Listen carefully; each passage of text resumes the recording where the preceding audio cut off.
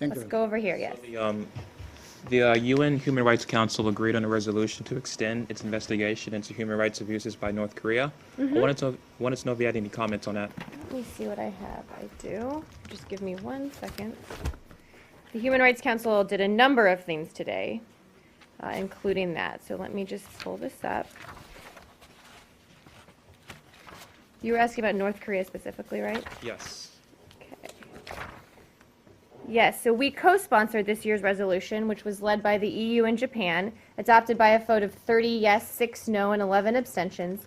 The text focused on the contents of the recent report of the UN's Commission of Inquiry, condemns the DPRK for its ongoing human rights violations.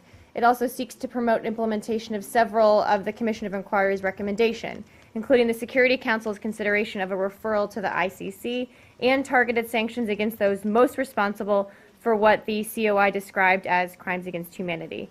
Finally, the resolution called for the establishment of a field-based mechanism to continue the investigation and collection of testimony and evidence initiated by the COI, which would lay the groundwork for a possible accountability framework in the future.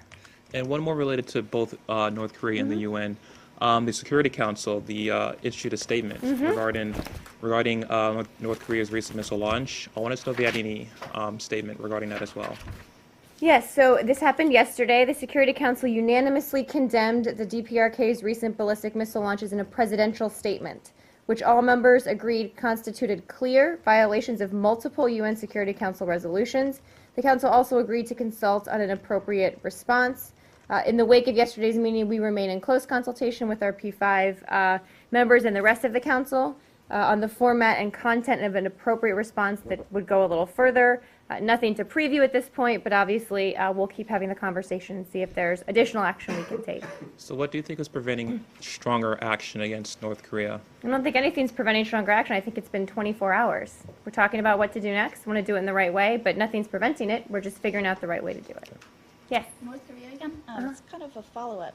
So several diplomats of the North Korean Sanction Committee of the Council suggested as an option that they might want to extend the blacklist of entities that are related to the missile program, and I wondered what you would consider about that option, whether you would agree with that. I haven't heard about that proposal. Let me check on it. Okay, I have another one. I'm sorry. Go ahead. It's okay. So yesterday, the Japanese minister in charge of abduction issues, Minister Furuya, said that it's possible for Japan to gradually lift its unilateral sanctions if North Korea shows sincere positive movement towards resolving the abductee issues.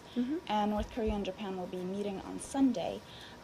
So a few days ago you said that the United States and Japan were closely coordinating on the denuclearization issue.